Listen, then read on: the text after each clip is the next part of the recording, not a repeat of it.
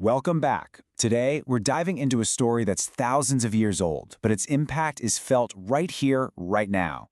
It's a story of sacrifice and freedom that kicks off on one terrifying night in ancient Egypt and finds its ultimate meaning on a hill just outside Jerusalem. So what in the world connects a 3,500-year-old story about escaping slavery to the absolute central symbol of Christianity? It might seem like a huge leap, but we're about to trace that exact path. And believe me, it's an incredible journey, from physical bondage to spiritual redemption. All right, here's our game plan. We'll start with a night of deliverance back in Egypt. Then we'll look at the sacrificial lamb that made it all possible and how that event became a feast of remembrance. From there, we'll jump forward in time to the Last Supper, see how Jesus becomes the Lamb of God, and wrap up with what all of this means for us today. Let's get into it. Okay, first up, a night of deliverance. So let's set the scene. We're in ancient Egypt. The Israelites are slaves, and they have been for generations. God has already sent 9 plagues. We're talking everything from hail to locusts to complete darkness. But Pharaoh just will not budge. His heart is totally hardened. You can just feel the tension in the air because everyone knows something else is coming. One final, devastating blow. And the warning that came was absolutely chilling. A final plague was on its way: the death of every firstborn son in the land of Egypt. Think about that. From Pharaoh's own palace down to the humblest home, no family would be untouched. But here's the crucial part. In the middle of this terrifying warning, God provided a way out, a very specific plan for deliverance. He said, "The blood will be a sign for you, and when I see the blood, I will pass over you." That's where the name comes from. The key to survival was blood. And the instructions were so clear. Each Israelite family had to take a lamb, sacrifice it, and then mark their doorposts with its blood. It was this powerful visual act of faith. When the judgment came that night, that blood was the sign for the angel of death to pass over their home and spare the people inside. We're talking about a literal life or death decision based on trusting God's promise. All right, on to the sacrificial lamb itself, the price of protection. Because this is so important, it couldn't be just any old animal. The requirements were incredibly specific for a reason. Just look at these requirements from Exodus. The lamb had to be a year-old male, and, this is key, it had to be without blemish or defect. It had to be perfect. They even brought it into their homes for a few days to inspect it, to make sure it was flawless.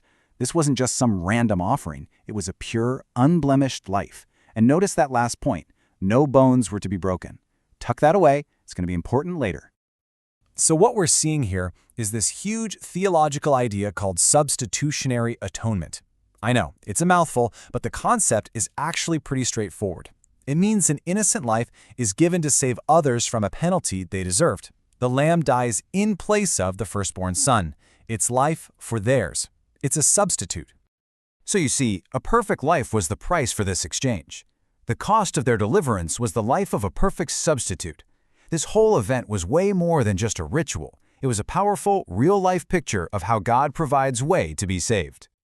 Okay, so this night was obviously a massive deal. So massive, in fact, that God commanded them to never, ever forget it. It was to become a permanent feast of remembrance.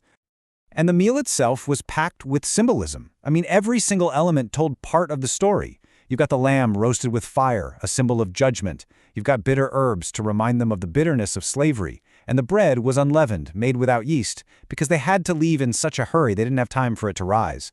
They even ate fully dressed, ready to go at a moment's notice. Yeah, this wasn't supposed to be a one-and-done thing. God's command was crystal clear. This day was to be a memorial, a permanent tradition celebrated throughout your generations. It was designed to be passed down from parents to children forever, so no one would ever forget how they were delivered. And for centuries, that's exactly what happened.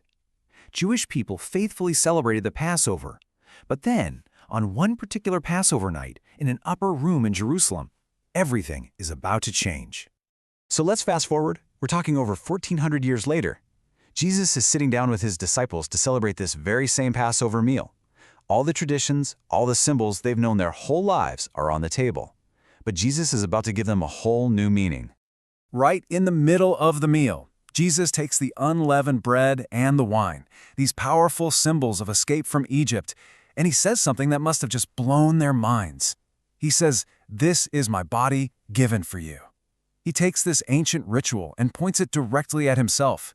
He's saying, this story, it's really about me. And this, right here, is the absolute turning point of the entire story. This is where the ancient foreshadowing of the Passover lamb finds its ultimate fulfillment. I mean, think about it. Right at the start of Jesus' ministry, John the Baptist pointed to him and said, "Behold, the Lamb of God who takes away the sin of the world." The New Testament writers make it really clear they see Jesus as that final, perfect Passover lamb. And when you put them side by side, the parallels are just incredible. The original Passover lamb had to be inspected and found perfect, while Jesus was scrutinized by the religious leaders, and even Pilate said, "I find no fault in him." The lamb had to be unblemished. The Bible says Jesus was sinless and perfect. The lamb's blood saved people from physical death, and Christians believe Jesus' blood saves us from eternal death. The connections are just so direct. And it gets even more specific. The timing is just mind-blowing. The Gospels point out that Jesus was crucified at the very same time the Passover lambs were being sacrificed in the temple. And remember that detail I told you to tuck away, that none of the lamb's bones were to be broken? Well, when the soldiers came to Jesus on the cross, they didn't break his legs, which fulfilled not only that original Passover rule, but also a prophecy from the Psalms. It's just, wow. Okay, so let's bring this all home. What's the takeaway? What does a story about ancient Egypt and lambs and blood have to do with us today? For Christians, it means everything. You can really see it as a then versus now. Back then, the first Passover was all about freeing the Israelites from physical slavery in Egypt. But now, Christians see the death of Christ, the Lamb of God, as the event that frees all of humanity from the spiritual slavery of sin. The first one was a picture of the second, greater deliverance. And that act of remembrance, it continues today. Just like that first Passover meal was a memorial, Christians now remember Christ's death through communion. That ancient feast was transformed by Jesus into a new memorial. It's a way to look back at what he did, and also to look forward to the future. So from a blood-stained doorpost in Egypt to a cross outside Jerusalem, the Passover story is this incredible, epic thread of redemption woven through history. It really makes you think about sacrifice, about remembrance, and about what it really means to be free. So I'll leave you with this question. When you look at deliverance through this ancient lens, what does true freedom really mean to you today?